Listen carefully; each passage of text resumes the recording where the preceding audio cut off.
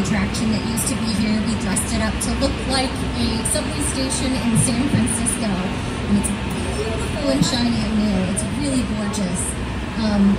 We've got a little mock-up of hair and makeup over here and wardrobe.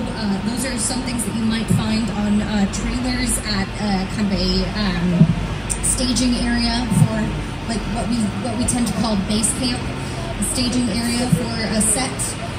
We've got like a little video village over here. That's where the director can sit and kind of see what things look like.